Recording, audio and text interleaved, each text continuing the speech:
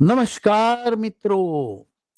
આજની ચર્ચામાં આજના ગેસ્ટ છે એઝ યુઝ્યુઅલ પ્રદીપ કુમાર રાહુલ, અને આજની ચર્ચામાં આપણે બહુ એક મહત્વની બધી વાતો કરવાના છીએ કે આપણા ધર્મોમાં હાસ્યાસ્પદ બધી કલ્પનાઓ વાર્તાઓ બહુ બધી વાંચતા આવીએ છીએ, સાંભળતા આવીએ છીએ, અને કથાકારો પણ એવી બધી વાર્તાઓ કહેતા હોય છે ધર્મમાં, અને એને કોઈ લોજિક સાથે કઈ મેળ ના પડે, ધડ માથા વગરની વાર્તાઓ હોય તો એમાં માનવું કઈ રીતે, એ વિશે આપણે થોડીક ચર્ચા કરવાની છે. તો દાખલા તરીકે એવી બધી વાર્તામાં આપણે જોઈએ તો ભાઈ શિવજીએ એમના પુત્રનું માથું કાપી નાખ્યું ગણપતિનું, ને પછી હાથીનું માથું બેસાડ્યું. તો હાથીનું માથું તો કોઈ એ રીતે બેસે નહીં. એક બાળકનું તો ગળાનો જે પરીઘ હોય બહુ નાનો હોય, હાથીના બચ્ચાનું માથું હોય તો પણ ના બેસે. તો એ કઈ રીતે ફિટ થયું હશે? પછી ગણપતિની રચના પણ એ જ રીતે થઈ કે પાર્વતીએ મહેલમાંથી રચના કરી. તો કોઈને એવું થાય કે એવો કેવો મહેલ ભેગો કર્યો હશે, એવું થાય. પછી એવી ઘણી બધી કલ્પનાઓ છે. હનુમાનજી ઉડીને ગયા અને સૂર્ય પકડવા ગયા એ રીતે. પછી માનો કે હનુમાનજી ઉડીને આખો પર્વત ઉચકીને લઈ આવ્યા સંજીવની ને. એવી રીતે કઈ રીતે કોઈ માણસ આવી રીતે ઉડીને પર્વત ઉચકીને આવતો હશે? આવી ઘણી બધી કલ્પનાઓ તમને બહુ જ હાસ્યાસ્પદ લાગે એવી હોય છે, ને એમાં માનવાનું મન ના થાય એવી હોય છે. તો એ વિશે આપણે ચર્ચા કરવાની છે. પછી આ દેવોની શંકાકોશ ભાગ 1-2 માં આપ્યું જ છે ને, હા શંકાકોશ ભાગ હા, 1-2. એ શંકાકોશ ભાગ 1-2 ભાગ 1 હતો, એ મેં બધા મિત્રોને ફોરવર્ડ કર્યો હતો. તો એમાં આવી બધી કેટલી બધા સવાલો છે. આવા તો હજારો સવાલ છે એમાં, પણ હવે બધા સવાલો તો આપણે લઈ ના શકીએ. પણ જનરલ આ બધી જે વાર્તાઓ છે એના વિશે આપણે થોડી શંકાનું નિવારણ થાય એટલા માટે આપણે આજના ગેસ્ટ પ્રદીપ કુમાર રાહુલ સાથે થોડી ચર્ચા કરીશું. તો યસ પ્રદીપ કુમાર, શું કેવું છે આપનું આ બધી હાસ્યાસ્પદ કલ્પનાઓ વિશે? એટલે આ વિષય ઘણો ઊંડો અને ગહન છે. પ્લસ આપણા જે ઉત્ક્રાંતિ જે ક્રમશ થઈ માનવીઓની, એની સાથે આ જોડાયેલું છે. આ જે કલ્પનાઓ છે એ એક આપણી ઉત્ક્રાંતિના સ્ટેપ્સ છે, પગથિયા છે.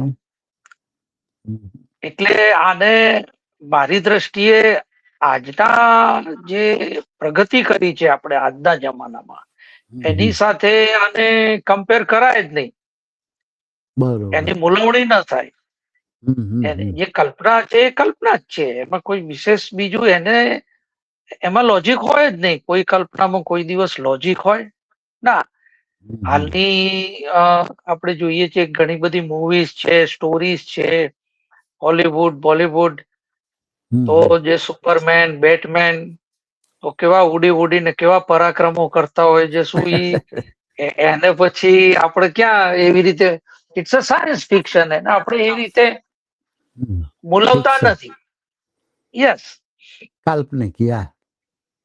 એટલે આ જે છે ને, માનવ ઉત્ક્રાંતિના જયારે આપણે ગુફાયુગમાં હતા, લાખ દોઢ લાખ વર્ષ પહેલા, બરોબર. ત્યારે આ બધી શરૂઆત થયેલી. અને મારી દ્રષ્ટિએ તો માનવ મનના જે કહેવાય વિકાસમાં એનો બહુ મહત્વનો ફાળો છે. આ હસી કાઢવાની વાત નથી. એ એક આપણે દાખલો આપવો કે કોઈ બાળક બાબા ગાડીમાં ચાલતો હોય, એ મોટો થાય એટલે બાઇસિકલ લેશે, હોન્ડા ઉપર જશે, અડલ્ટ થાય એટલે. ત્યારે એનું જે આપણે એના જૂના ફોટા બતાવે, તું તો યાર આમાં પણ એ ત્યારે એના માટે રિયાલિટી હતી. ત્યારે એ એનું પગથિયું હતું. ખ્યાલ આવ્યો? બરોબર. એટલે આપણે જોઈએ છીએ કે જે જૂની હિન્દી ફિલ્મો, એ સમયના ગીતો, એ સમયના હીરો હિરોઈનના પોશાકો, અને હાલ સાથે તમે કમ્પેર કરો, હાસ્યાસ્પદ લાગશે. પણ જે તે સમયે ઇટ વોઝ ધ ટ્રેન્ડ. જે તે સમયે એક બહુ એચિવમેન્ટ તરીકે લેવાતું હતું. બ્લેક બરોબર. એન્ડ વ્હાઈટ પિક્ચર બન્યું એમ, હાલતું ચાલતું એમ. અત્યારે આપણે એ મૂવી જોઈએ તો આપણે જે જૂના ડાયરેક્ટરો છે, ફિલ્મ પ્રોડ્યુસરો છે, એના ઉપર આપણે હસીએ તો એ ખોટું કહેવાય. That means it was the first steps in human history, in human film industry. હવે આપણે મૂળ વાત ઉપર આવ્યા કે આની શરૂઆત ક્યાંથી થઈ. તો જર્મનીની અંદર સ્ટેડલ કેવમાં એક આકૃતિ મળી, સ્ટેચ્યુ, ફિગરિન જેને કહેવાય. બરોબર. અને એ ફિગરિન 32,000 વર્ષ જૂનું છે સાહેબ. ખાસિયત શું છે? એનું માથું સિંહનું છે, ધડ માનવીનું છે. 32,000 years ઓલ્ડ આવી મૂર્તિ બનાવી છે જર્મનીમાં સ્ટેડલ કેવમાં મળેલી. અને બરોબર. ત્યારથી ગણાય છે કે આપણે ઇમેજિન કરવાનું શીખ્યા, આવી કાલ્પનિક. બરોબર. અને આપણે જે જીવ વિજ્ઞાનમાં અભ્યાસ કરીએ તો આવું જાનવર કોઈ દિવસ પેદા થયું નથી, અસ્તિત્વમાં જ નહોતું. બરોબર. યા રાઈટ. તો રાઈટ. આ કલ્પના હતી. અને ત્યારથી આપણે કલ્પના કરતા શીખ્યા એઝ પર રેકોર્ડ્સ.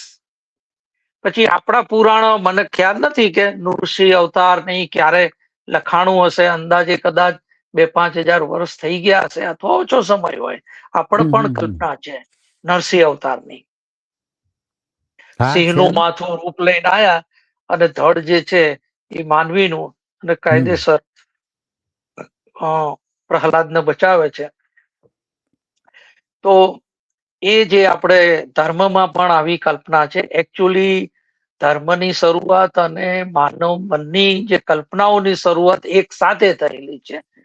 બરોબર. જે શરૂઆતમાં આપણે એનિમિઝમ હતું. એનિમિઝમ એટલે કે પર્વતો, નદીઓ, પ્રાણીઓમાં આત્મા છે અને ગાર્જિયન સ્પિરિટ છે, આપણી રક્ષા કરે છે. એ કલ્પના આવી અને from there religion began sum kind of. હવે આપ કહેશો બરોબર. કે ભાઈ આ પ્રગતિમાં કઈ રીતે ફાળો આપ્યો કલ્પનાએ? કારણ કે જે ભાષા આપણે કહીએ, ભાષા એ બહુ આપણને આગળ મહત્વની. વધવામાં. યસ. તો ભાષામાં શું છે? સાંકેતિક ભાષા તો સાહેબ પ્રાણીઓમાં છે. પહેલા એ હતી, આજે છે. કીડી, મધમાખી, ચિમ્પાન્જી, એ લોકો સાંકેતિક ભાષાથી માહિતીની આપ-લે કરી ખોરાકનો શોધ કરે છે, દુશ્મનથી, શિકારીથી બચે છે. અને જે મેમલ્સ હતા, આપણે જીવજંતુની વાત કરી, મેમલ્સમાં વોકલ લેંગ્વેજ આવી, જુદી જુદી પ્રકારના સાહેબ અવાજો કરી અને ચેતવતા એમના ગ્રુપને કે જો બરોબર. સિંહ આવે છે. અને આનું પરીક્ષણ કર્યું, એ જુદા જુદા રેકોર્ડિંગ સંભળાવ્યા ગ્રુપને. તો એક પ્રકારનો અવાજ કે જે સિંહની ચેતવણી આપે, એ અવાજ વગાડે એટલે બધા જે બ્લુ મંકીઝ હતા એ ઝાડ ઉપર ચડી જાય. અને એક બીજો અવાજ વગાડ્યો તો કે ભાઈ ઈગલ છે, ઈગલ, એટલે બધા ઉપર જોવા માંડ્યા. બરોબર. તો આ સાંકેતિક ભાષાથી એકબીજાને ચેતવી શકતા, ખોરાકની શોધ કરતા, એ સાંકેતિક ભાષા હતી. બરોબર. પણ હા, પણ ડિફરન્સ ક્યાં આવ્યો કે એ લોકો બસ આટલું જ કહી શકતા કે જો સિંહ છે, સિંહ આવે છે, સિંહ છે. રાઈટ. રાઈટ. ત્યારે આપણે એવું કહેતા શીખ્યા કે ગઈકાલે નદી કિનારે પેલી પહાડી પાસે મેં સિંહને જોયો હતો. ત્યાં જવું જોખમી છે. હા, અને પછી ગ્રુપમાં ચર્ચા થતી કે એને ભગાડી બરાબર. મૂકવું, એ બાજુ જવાય ન જવાય. ત્યાંથી આખી રમત ચાલુ થઈ જાય. એટલે હવે એ જે એનાથી શું થયું, સામાજિક સહયોગ પણ વધ્યો. હમ. અને એ જે ગોસિપ કરતા શીખ્યા ને સાહેબ આપણે, કે ત્યાં આમ છે ત્યાં આમ છે, હવે એમાં શું એક નવું એલિમેન્ટ આવ્યું હમ. હમ. કે જે વસ્તુઓ આપણે કોઈ દિવસ જોઈ નથી, સૂંઘ્યા નથી, સ્પર્શ નથી કર્યો, એવી વસ્તુઓની આપણે કલ્પના કરવા માંડ્યા. હમ. અને આ જે આપણે જે શંકાકોશ ને જે આપણે જે વાત કરી હમણાં જે દાખલાઓની, હમ. એ આ ગોસિપ કલ્પનાઓનો જ આખો ભાગ છે, આપણી ઉત્ક્રાંતિનો ભાગ છે. બરોબર.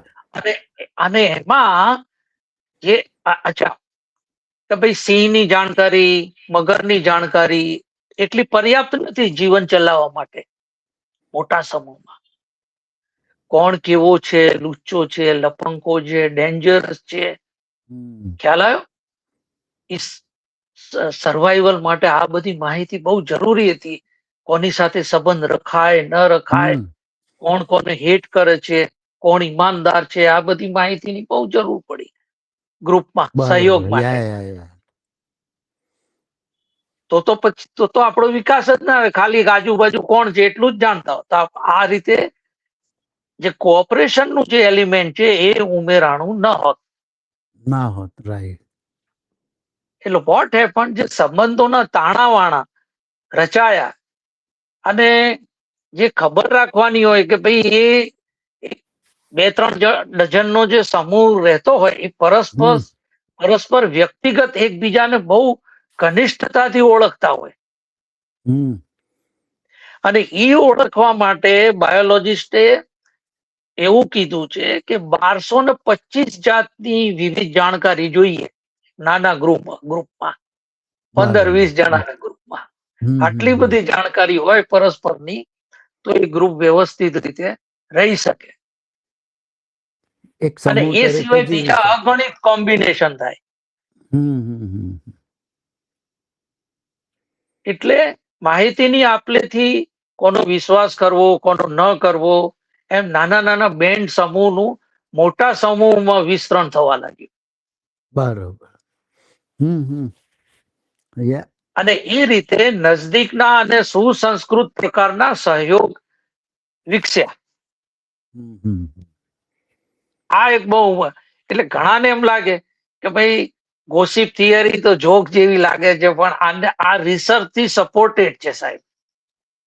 યા. ખ્યાલ આવે? હા, આજે પણ તમે જુઓ કે ઇટ ઇઝ એક્ઝિસ્ટિંગ.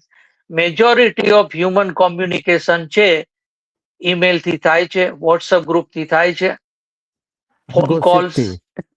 હા, ગોસિપ, ન્યૂઝપેપર, હા. ફેસબુક, યા. આ બધું શું છે? કોણ રાઈટ. કયા કુંડમાં નાવા ગયું, કોને ઝઘડો થયો, શું સમાધાન થયું, રાઈટ. યા.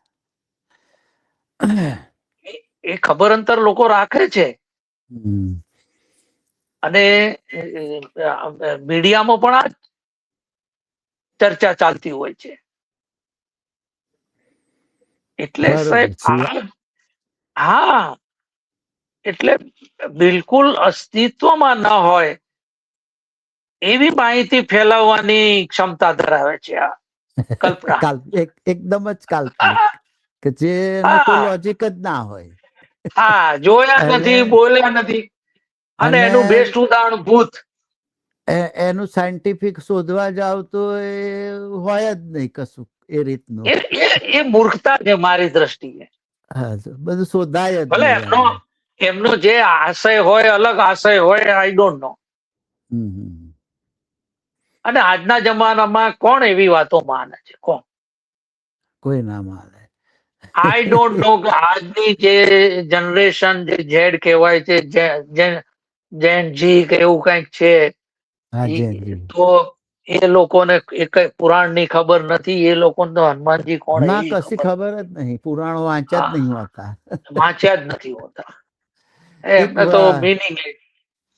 એક વચ્ચે કહી દઉં તો હું આ હોમોસેપિયન, નિએન્ડરથલ ને એ બધી 4-5 જે હ્યુમન પ્રજાતિઓ એક સાથે એક સમયે હતી. એક એક 5. સમયે બધી 5 સાથે જીવતી હતી. એમાંથી બધી નાબૂદ થઈ ગઈ ને એક હોમોસેપિયન જ રહી. તો એ વિશે હું અભ્યાસ કરતો હતો, કારણ કે મને આ બધું નૃવંશ શાસ્ત્રનો અભ્યાસ કરવાનું બહુ ગમે. તો યસ એમાં મને એવું થયું કે ભાઈ નિઅન્ડરથલ તો મજબૂત હતા હોમોસેપિયન કરતા શારીરિક રીતે. તો એ કેમ એ થઈ ગયા, નાબૂદ થઈ ગયા, એમનો નાશ થઈ ગયો ને હોમોસેપિયન બચી ગયા. તો એનું રિસર્ચ કરતો હતો ત્યારે મને વૈજ્ઞાનિકોનું જે બધું વાંચતો હતો, તો મને એવું જાણવા મળ્યું કે આપણે હોમોસેપિયન જોડે જે ભાષા છે ને એવી જટિલ અને શું કહેવાય લવચિક યસ આપણે જે એવી ભાષા આ લોકો જોડે નહોતી, બીજી યસ યસ પ્રજાતિઓ જોડે નહોતી. એટલે નહોતી. નિઅન્ડરથલ જોડે ભાષા હતી, પણ હોમોસેપિયન ની ભાષા વધુ લવચિક અને જટિલ હતી. એટલે યસ માનો કે ત્યાં નિઅન્ડરથલ જોડે આપણે દાખલો હમણાં આપ્યો એ જ કહી દઉં કે આ નિઅન્ડરથલ જોડે શું હતું કે ત્યાં સિંહ છે આટલું હતું, પણ હોમોસેપિયન જોડે એવું હતું કે કાલે પથ્થર પાછળ સિંહ જોયો ને આજે ત્યાં જવાય નહીં ને જોખમી છે ને એવી થોડીક લાંબી ભાષા હતી ને એના લીધે સુરક્ષામાં ને એમાં ફાયદો થયો. યસ અને પેલા લોકો જોડે એટલી બધી ભાષા નહોતી વધારે, અને જે સામાજિક નેટવર્ક ઊભું કરવું પડે તો નિઅન્ડરથલ બહુ નાના જૂથમાં જીવતા હતા, કારણ કે એમની જોડે આ ભાષાનું થોડુંક હતું, પ્રોબ્લેમ હતું. નતું.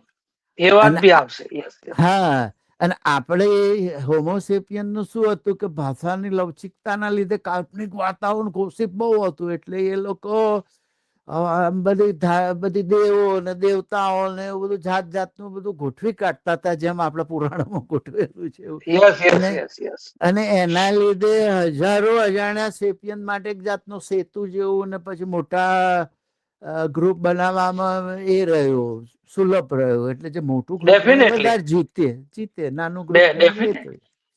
એટલે યસ એ યસ રીતે મને એવું લાગે છે કે આ બધા ગોસિપ નું પણ ભલે કાલ્પનિક હોય ને એમાં કશું વિજ્ઞાન હોય જ નહીં, અને એ ના હોય હકીકત હોય ના હોય, એના હકીકત મનાય નહીં, પણ એનું મનાય આ નહીં. રીતે એનું મહત્વ ગણાય એવું મને પર્સનલી એવું યસ લાગે. એટલે આપને કહું તો જે ભાષાની જે મોડર્ન આપણે કહીએ ને એવી સ્પીચ 1,35,000 વર્ષ પૂર્વે આપણી હા, પાસે આવી ગયું હતું. અને રાઈટ, એની જે કોમ્પ્લેક્સિટી છે એ અંદાજે 70,000 વર્ષ પૂર્વે આપણે ભાષાકીય કુશળતા મેળવી, જે આપણે બતાવી કે જે કલાકો હા, સુધી આપણે ગોસિપ કરતા શીખ્યા. તો બરોબર. એને રાઉન્ડ અબાઉટ 70,000 વર્ષ થયા છે. બરોબર. અને પછી પેલા લખવાનું તો ક્યાંક 4,500 પૂર્વે 4,500 વર્ષ પૂર્વે સાઉથ ઈરાકમાં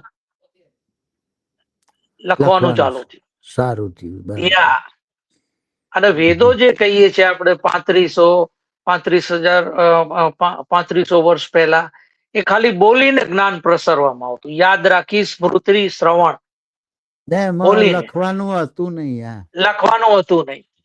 એટલે એટલે મોડે જ આ જે રાખતા હતા છે, બધું. હા, હવે આમાં જે આપણે જે ચર્ચાને આગળ લઈ જઈએ હમ. તો જે દાખલા હું આપું કે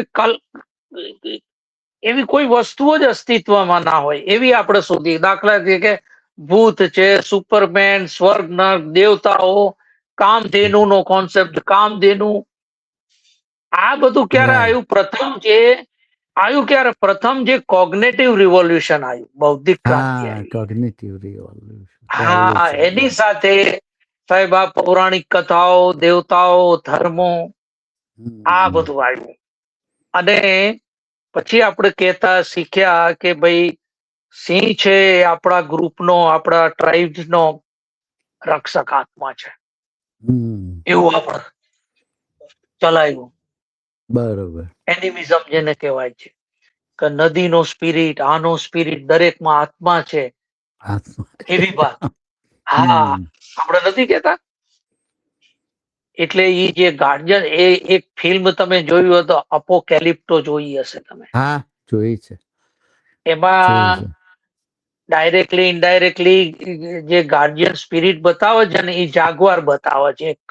એક કાળો દીપડો નથી આવતો, કાળો દીપડો. હા, એ રક્ષક આત્મા એમ, એ ગ્રુપનો એમ. Yeah. Yes. આપનો નેક્સ્ટ ક્વેશ્ચન.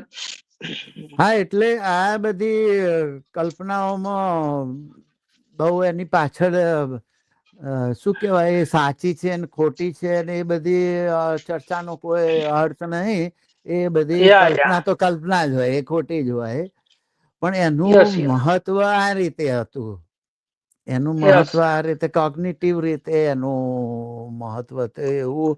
અને બીજું મને એવું લાગે કે આજે મેં પેલું અભ્યાસ કરતો તો એમાં લાગ્યું કે ભાઈ બીજી પ્રજાતિઓ કરતા હોમોસેપિયન જોડે આ બધી ચર્ચા કરવાની ને વાતો કરવાની, કલ્પના કરવાની ક્ષમતા વધારે હતી. તો એવું પણ મેં અભ્યાસમાં એવું પણ આવ્યું છે કે આપણે સ્ટોરી ટેલિંગ ચિમ્પેન્જી છીએ, એટલે યસ આપણે વાર્તાઓ કહીને સમજાવતા હોઈએ છે. યસ સીધી યસ રીતે યસ ના સમજાય એટલે આપણે પંચતંત્રની યસ વાર્તાઓમાં કાગડો ને બધા બોલતા હોય છે, પક્ષીઓ ને પ્રાણીઓ બધા બોલતા હોય, સાંકેતિક આપણે ભાષા, સાંકેતિક જાણીએ ભાષા. છીએ કે કઈ પક્ષીઓ બોલે નહીં. પણ આપણે બાળકોને એવી રીતે સમજાવવા તો ભાઈ સમજાવવા શિયાળ માટે બોલ, આપણે હા શિયાળ પંચતંત્રની બોલતું, વાર્તાઓ શું છે, હા પંચતંત્રની વાર્તાઓ શું છે, એ એ એ એ એ પક્ષીઓની ભાષાએ કરીને એમને જ્ઞાન આપીએ છીએ આપણે. એટલે ટૂંકમાં માનો કે એક વાંદરો હતો ને એક મગર હતો ને એક બિલાડી હતી ને એ બધી વાર્તાઓ છે, એ બધી એક સમજાવવા માટે બનાવી હોય. સમજાવવા માટે. પેલું અને ત્રાજવું આજે લઈને પણ ઉભો બને જ છે. હોય ને એટલે એ બધી સમજાવવા માટે, એને હકીકત માનવાની ક્યાં જરૂર છે. હા, આજે પણ બને જ છે ને, આવી વાર્તાઓ બને જ છે ને. હા, એટલે હનુમાનજી ગયા ઉડ્યા ને એવું બધું હકીકત માન્યા વગર એની પાછળ કઈક તત્વ હોય એ વિચારવાનું કે ભાઈ હા, આ એક યસ યસ. જાતનું સમજાવવાનું હતું. અને એટલું તો બતાવ્યું ને કે એક વેરી ઇમ્પોર્ટન્ટ એવી સંજીવની હતી. સંજીવની નો મતલબ કે જે જીવન આપે. તો આજના જમાનામાં હા, આપણે એને વેક્સિનેશન કહી શકીએ. વેક્સિન જે છે એ આપણને વેક્સિન જીવન છે આપે. કે એવી એક કોઈ દવા સમજો. હા, એક ઈશારો ગયો. શું બરોબર, કે ઔષધિથી તમારું જીવન બચી શકે છે, એટલો બચી શકે. એ જમાનામાં એટલો ઈશારો કરવો કાફી છે ને. હા, ભલે એ ઔષધિ હતી કે નથી કે સાચી, અને ઔષધિઓ તો પાછી પહાડોમાં જંગલોમાં થતી હોય. થતી હોય. Yes yes yes yes. એટલે ભાઈ પહાડ ઉચકી લાયા એ એટલે ટૂંકમાં એ કલ્પના શક્તિ ખીલી એનું મહત્વ છે. એ એના હકીકત નથી, ના તો ખોટું છે ને ગપોડા છે ને એ, હા ભાઈ ગપોડા જ છે, આપણે માનીએ જ છીએ, પણ એનાથી કલ્પના શક્તિ ખીલી, મહત્વ એનું છે. હા, એટલે રાઈટ રાઈટ. આવી વાર્તા કહેવાની ક્ષમતાનું મહત્વ આ રીતે હવે શું કહેવાય, હવે બીજું તો પુરાણોની કલ્પનાને આજના જમાનામાં કઈ રીતે મૂલવવી એ મુખ્ય ક્વેશ્ચન એ છે. બીજું બધા તો બરોબર છે. આજના જમાનામાં જે આપણે હમણાં જ બધી વાત કરી કે આમાં શું હતું કે એક મર્યાદા હતી, ગોસિપની પણ એક મર્યાદા હતી. કે જે માની લો કે તમે કહેશો કે ભાઈ કીડીઓ છે, સિંહ છે, ચિમ્પાન્જી છે, એ બધા ચિંપાંજી ગ્રુપમાં તો જીવે કામ કરતા રહે સમૂહમાં છે ને. જીવતા હોય. હા, તો આનાથી શું ભાઈ, પણ એ લોકોનું જે એ લોકો રિજિડ બહુ હોય છે, ખ્યાલ આવે. અને એ લોકો જે પોતાની સાથે જાણીતા હોય એની સાથે જ એ લોકો રહી શકે.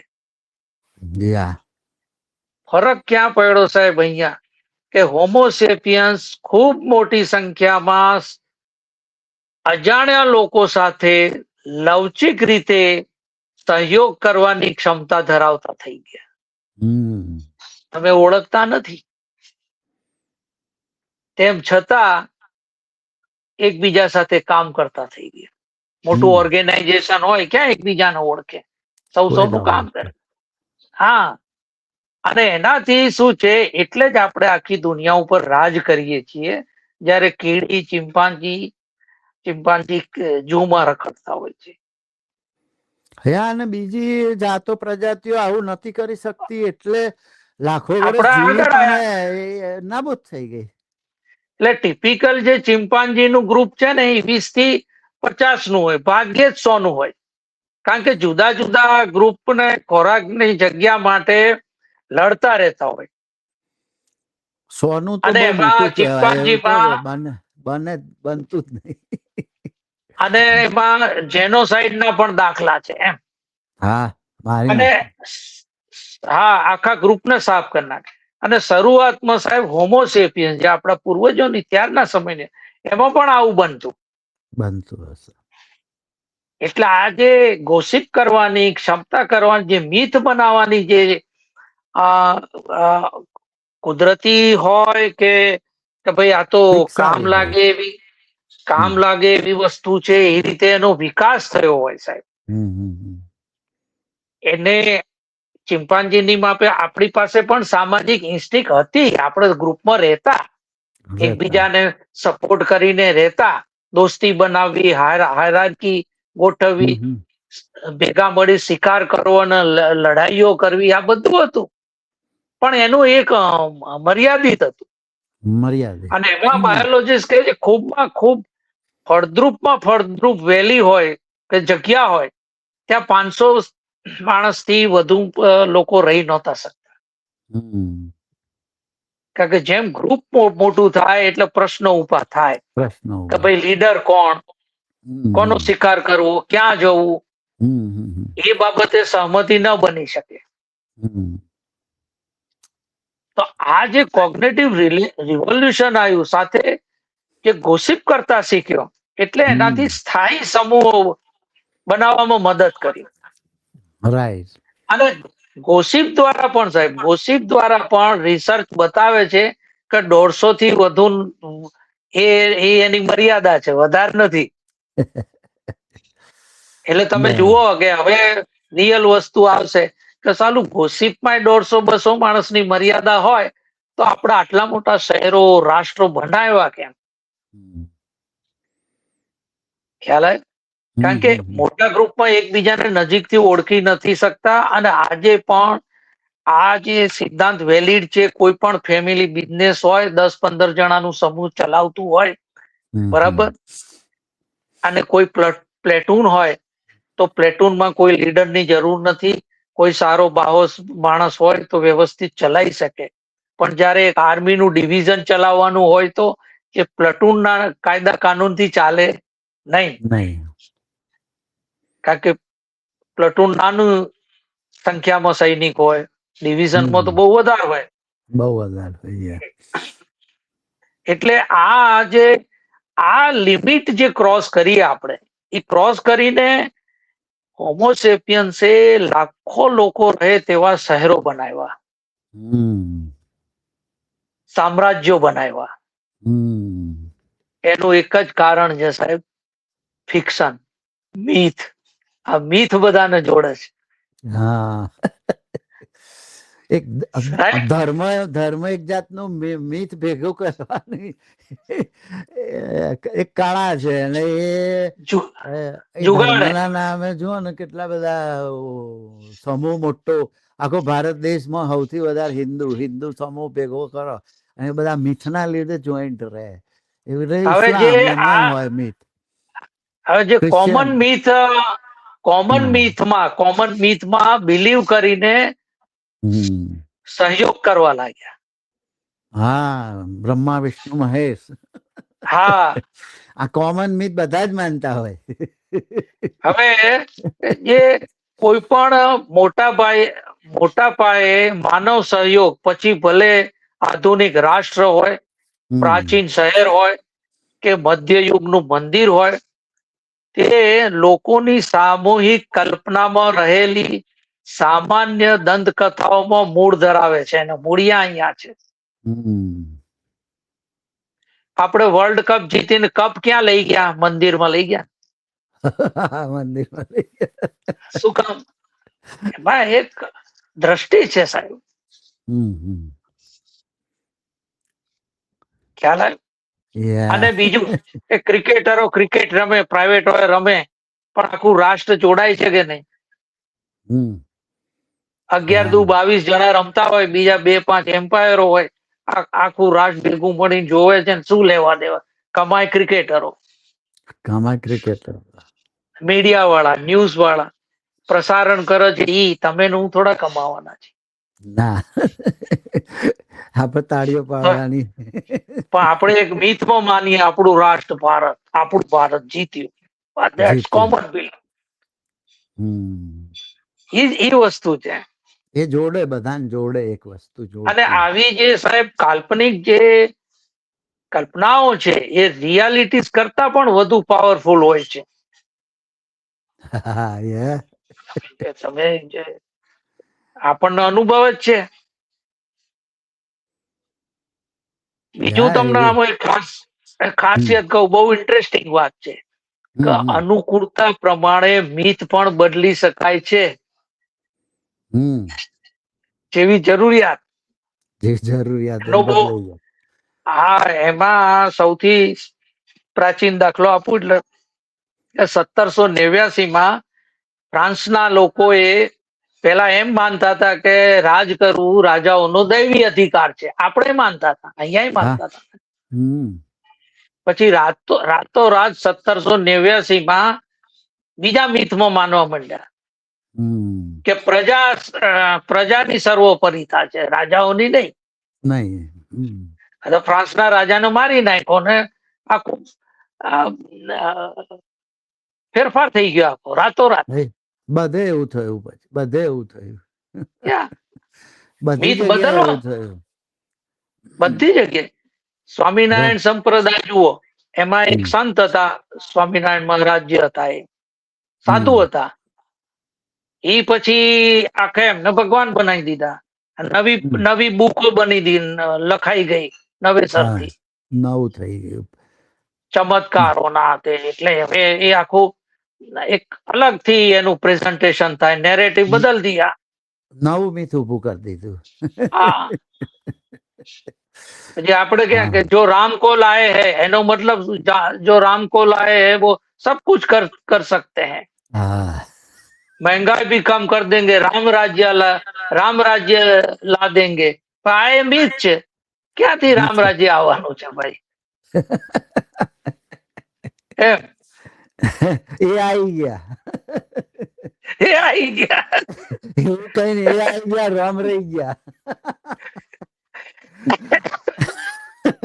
અને મોંઘવારી એ વધી ગઈ, ગેસ ના બાટલા ના ભાવે વધી ગયા, ગેસ નહીં अब મળતો.